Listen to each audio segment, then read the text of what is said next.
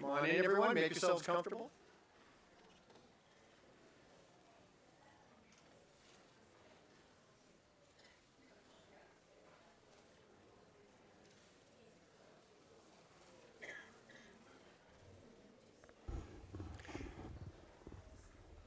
Excellent. Well, good afternoon, everyone. My name is Howard Gillman. I'm the Chancellor of the University of California, Irvine. I'm co-author with my old dear friend Erwin Chemerinsky of the book Free Speech on Campus, now available in paperback, and co-chair also with Erwin of the National Advisory Board for the UC National Center on Free Speech and Civic Engagement. As you can see, my responsibility right now is to provide what we call a lightning talk. It'll be over in a flash, and hopefully no one gets hurt.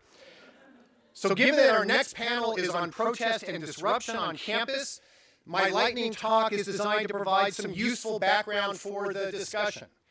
I'll make 4 points. First, a review of the basics. Free speech protections in the United States, of course, emanate from the First Amendment of the United States Constitution, which says Congress shall make no law abridging freedom of speech.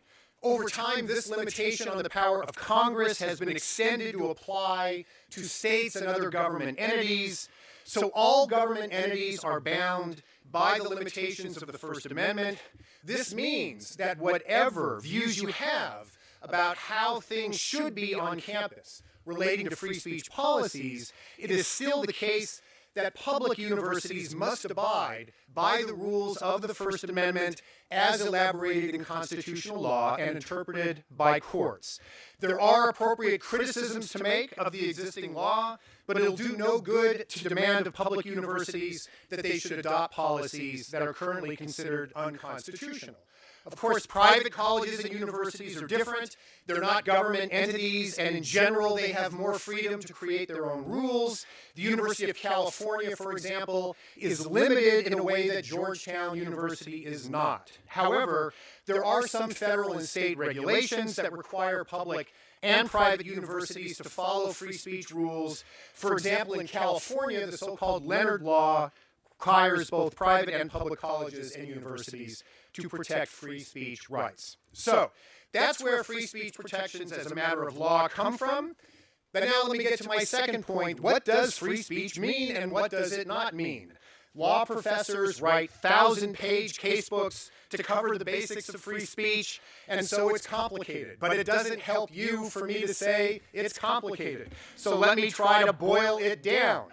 Most fundamentally, free speech means that you cannot be censored or punished merely for the expression of an idea.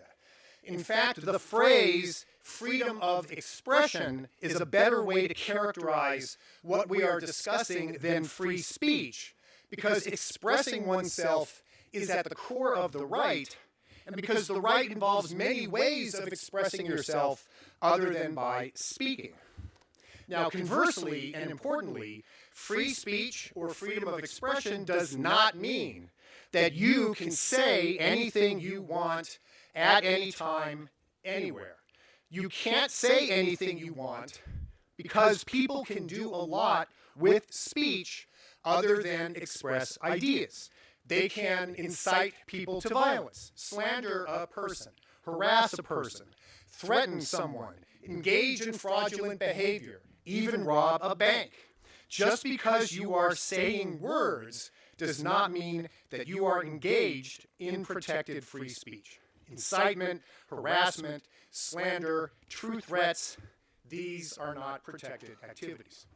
Explaining what counts as an exception to free speech rights will require more time than I have, but don't forget about our book. But the bottom line is that you need to do something merely than express an idea in order for your speech to be censored or punished. Moreover, when it comes to expressing ideas, there are restrictions that can be imposed if done properly. In particular, government can impose what are known as time, place, and manner restrictions on freedom of expression. Restrictions on time, place, and manner. You're free to express the view that the Chancellor is doing a terrible job, happens all the time, but not on the freeway or while sitting in a courthouse as a spectator during a trial. There are places you can use a bullhorn to get your message out, but not in residential areas at night.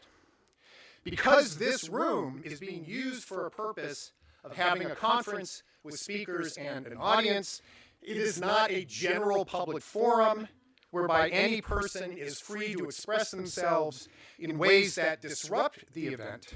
And the fact that this is a conference on free speech doesn't change things. But I do want to say, with respect to these people who are expressing themselves, it is important for them to have an opportunity to get their message out. So far, they're doing it in a way which nevertheless allows this program to continue. That is showing an extraordinary respect for all of you who came here in order to see the event. It's showing an extraordinary respect for our panelists, for all the people who worked so hard to put this program together. It has been exemplary, and I do want to acknowledge that as well.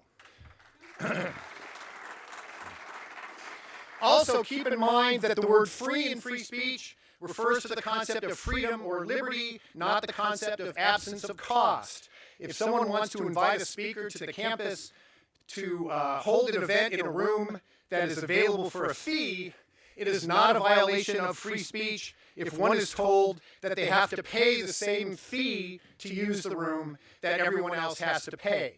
Rights of free speech refer to the liberty to express yourself, not using rooms for free.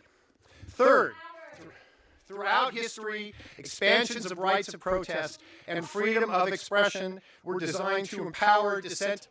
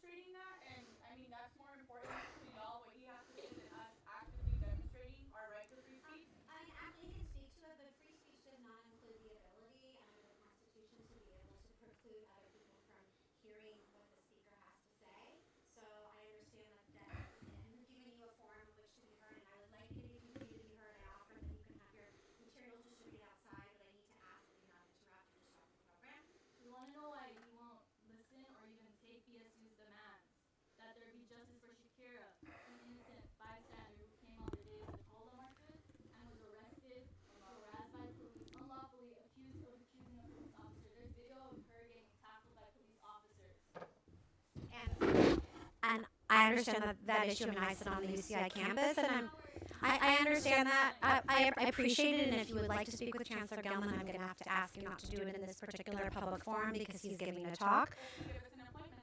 You know what? You can speak directly with him or with his chief of staff, who is here today. Not right now, though, because I'd like him to be able to continue his talk, and I'd like us to be able to continue with the forum. I feel like we've been very respectful to your message, which I really appreciate and which I really support your ability to speak out, but I also need you to support the center's ability to continue with our program. Thank you so much.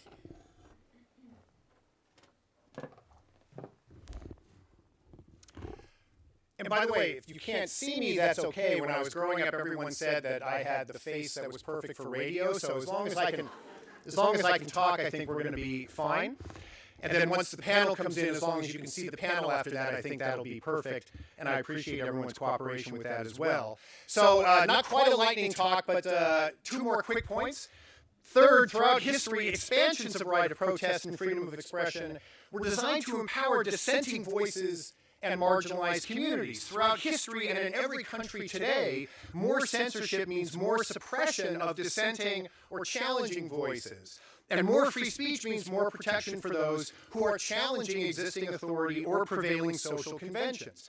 Popular ideas and the preferred views of the powerful do not need protection against government censorship. Rights of freedom of expression exist primarily for those who would otherwise be silenced by existing authority, although, of course, those rights are also available to people who are hostile to the interests of marginalized people. Note that this universal quality is part of what it means to have a right, whether free speech or due process or a right to a lawyer or to a jury trial. You create the right to protect people who otherwise wouldn't be protected against abuse of power, but it also means people who you don't like also have access to that right. My fourth and final point is this. Given the importance of free expression and protest, universities have an obligation to expressly commit themselves to the protection of freedom of expression and to adequately clarify the rules governing free speech activities on the campus. The need to prepare is especially urgent in light of our current political climate and the upcoming election season. In 2015 and 2016, many colleges and universities were caught off guard by free speech controversies and made many bad decisions on the fly because they had not considered in advance how they would handle controversial situations. Whatever the regulations, First Amendment requires that public universities ensure that those regulations are what the law calls viewpoint neutral, meaning that the same rules apply to everyone regardless of the viewpoints being expressed. The First Amendment does not allow government entities to create rules for people with different viewpoints. That is to say, college Republicans have one set of rules, college Democrats another. In 2017, my campus, UCI, began a process for reviewing all of our free speech policies. I thought it would take a couple of months. It took over 2 years. The issues are more complicated than one might assume at first glance, and it takes time to ensure that there is widespread stakeholder input, public comment, and education on the issues. The moderator of our next panel, Kim Penfield from our Office of General Counsel, took the lead in overseeing this extensive and important effort on our campus, and I want to commend her for her outstanding work. If you want to see our policies, you can visit freespeech.uci.edu. We have rules and guidelines covering the kind of free speech activities that can occur in different locations on the campus, the regulations governing preparations for large-scale events or protests, and how the campus will address behavior that disrupts university activities.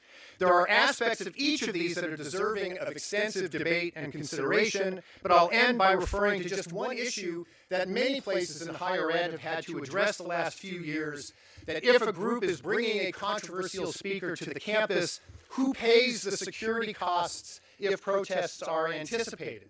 On this issue, campuses across the nation, and even within the University of California, handle it differently. As of yet, there's no clear guidance from the courts. You might recall that UC Berkeley spent millions of dollars to prepare for a free speech week that was to be headed up by Milo Yiannopoulos and others in September of 2017. The one free speech principle that must govern policies on security is that the policy must be viewpoint neutral. One cannot punish certain speakers or sponsors because their event is more controversial than other events. If the campus likes the college Democrats and never protests their activities, but does not like the college Republicans, one cannot have a policy that results in effect in the college Republicans always having to pay more to hold events than the college Democrats, merely because more people want to protest those events. At UCI, we decided that any extra security costs associated with managing a protest would be paid by the campus and not charged to the sponsoring organization. UCLA created a different policy. They created a fund of $100,000 a year to cover special security costs, and once that money runs out, they no longer allow major events by certain sponsors. Other campuses are devising other strategies. There's much more to say and much more to discuss and debate, and thankfully to do that, we have an absolutely wonderful panel coming up, which you will be able to see. It is entitled Get Up, Stand Up, Protest and Disruption on Campus. Will you please join me in welcoming our next set of panelists?